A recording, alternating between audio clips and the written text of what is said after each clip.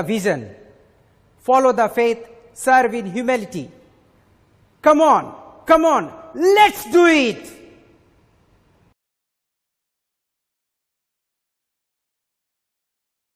नमस्ते। एटॉमी इंडिया की तरफ से आप लोगों को दशहरा का हार्दिक शुभकामनाएं। अगर आप ईस्ट साइड पे जाते हो तो वहां पे बोलते हैं शुभ विजया। इस मुहूर्त पे बुराई के ऊपर अच्छाई का जीत है और आपके सामने बहुत ही अच्छा न्यूज लेके आए हुए हैं, क्योंकि नेक्स्ट मंथ नवंबर 11 नवंबर 2020 पे हमारा शॉपिंग मॉल ओपन हो रहा है। इससे बड़ा अच्छा न्यूज और क्या हो सकता है। आज पहली बार हमारा प्री लॉन्च सेमिनार पे आपका स्वागत है। वो आप प्रोग्राम देखते रहिए, एक के बाद एक अभी आने लगेगा। और एक बात भूलिए मत, आपका कमेंट, आपका क्वेश्चन यहाँ पे लाइव पे आप यहाँ पे लिखते रहिए और उसमें से अच्छा क्वेश्चन हम लोग चूज करेंगे और अंत में मैं फिर से वापस आऊंगा वो क्वेश्चन का आंसर लेके। तो जाइएगा मत। स्टार्ट करते हैं हमारा प्री लॉन्च सेमिनार।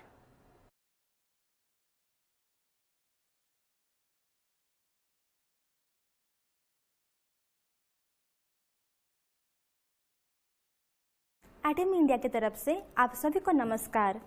एटॉमी इंडिया के पहले प्री लॉन्च सेमिनार में आप सभी का स्वागत है।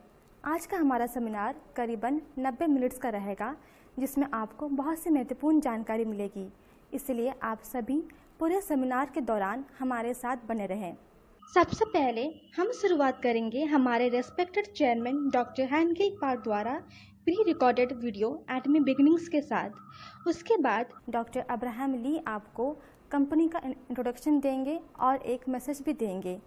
इसके बाद आपको कंपनसेशन प्लान के बारे में जानकारी दी जाएगी। फिर वोबन जैकब आपको एटॉमी एजुकेशन सेंटर के फ़ायदों के बारे में बताएंगे। उसके बाद एटॉमी इंडिया के COO मिस्टर राहुल कोकड़वार आपको इस समय इंडिया में लॉन्च होने वाली 39 प्रोडक्ट की जानकारी देंगे। इसके बाद एटॉमी के 3 प्रमुख प्रोडक्ट्स के बारे में विस्तार से बताया जाएगा। इसके बाद एटॉमी इंडिया के लॉजिस्टिक्स टीम आपको बॉक्स ओपनिंग के ट्यूटोरियल सेशन भी देंगे।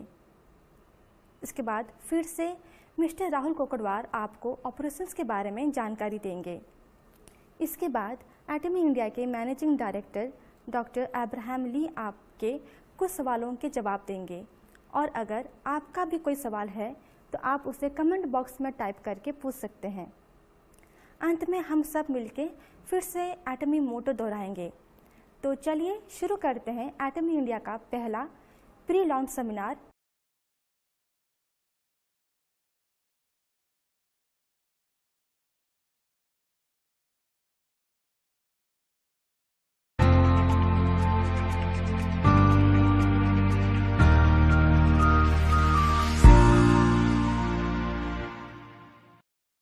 पिछले 10 वर्षों में कंपनी की स्थापना के बाद मैंने इस कंपनी में अपना सब कुछ दे दिया है।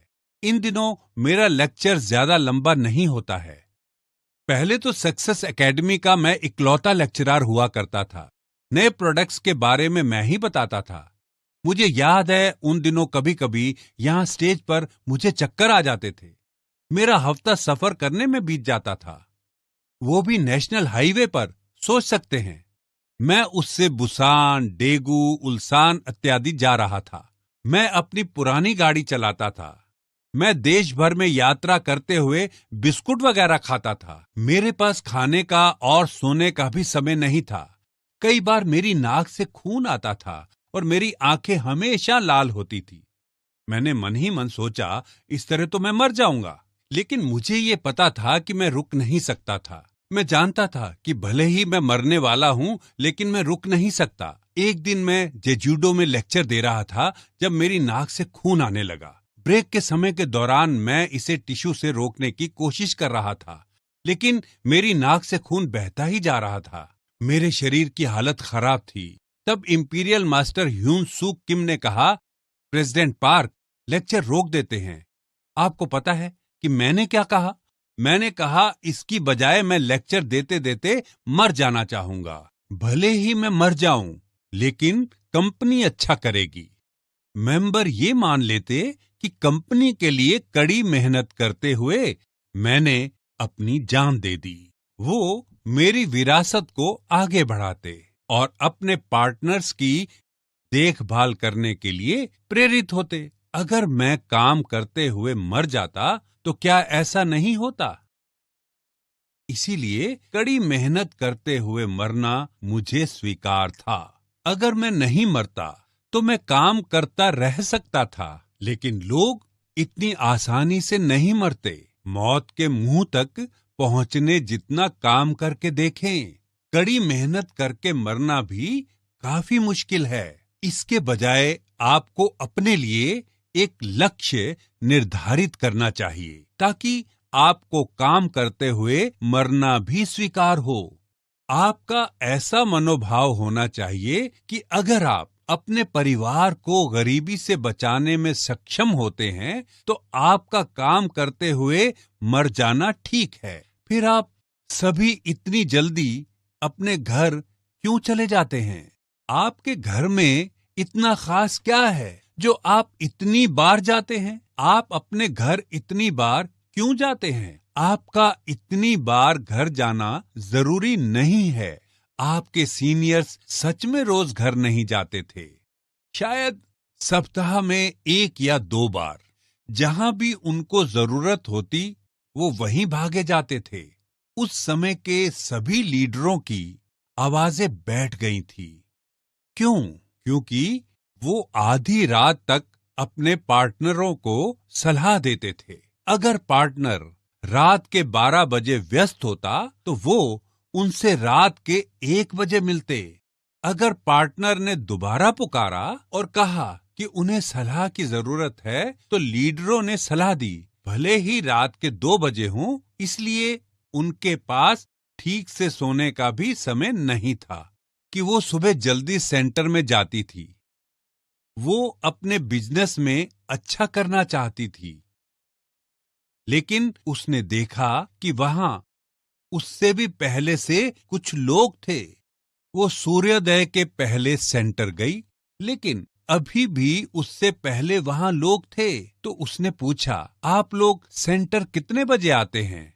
वहां के लोगों ने कहा, वास्तव में हम घर जाते ही नहीं हैं। अगर आप 1 महीने में 37,50,000 रुपए से 75 लाख रुपए कमाने वाले हैं, तो क्या आपको बिजनेस में ऐसे ही जुनून के साथ लगे नहीं होना चाहिए? अगर काम ही है जो आपको और आपके परिवार को गरीबी से बचा सकता है, तो क्या आपको काम ऐसे नहीं करना चाहिए जैसे कि आपका जीवन उस पर निर्भर है? क्या एटॉमी आपसे एक कॉलेज डिप्लोमा मांगता है? क्या इसके लिए आपको लाखों करोड़ों रुपयों की जरूरत होती है? नहीं, कंपनी की आपसे ऐसी कोई आवश्यकता नहीं है। बस बिजनेस में शामिल होकर हमारे प्रोडक्ट्स का इस्तेमाल करें। फिर आपको बस हमारे प्रोडक्ट्स के बारे में दूसरों को बताना है। इसकी बेहतरीन क्वालिटी और कम कीमत से सभी को फायदा होता है। एटॉमी के प्रोडक्ट्स का इस्तेमाल करके सभी के परिवारों को लाभ होगा। दूसरों को बताना है। यदि आप भी ऐसा नहीं कर सकते हैं,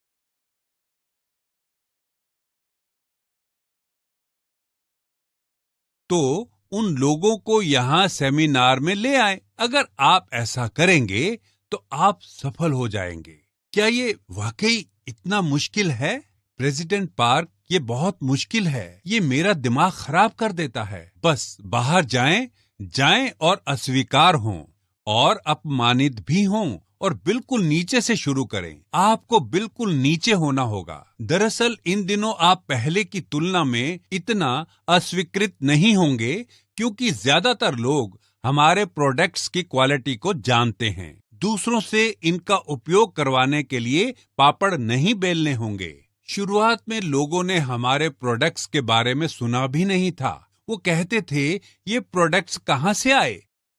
वो नेटवर्क मार्केटिंग करने के लिए कॉन्ट्रैक्टर्स को फटकारते थे। इन दिनों एटॉमी से कई सफल लोग उभर के आए हैं। शुरू में सच में केवल कुछ मुट्ठी भर मेंबर्स थे। आप मेंबरों की संख्या कुछ 100 में गिन सकते हैं।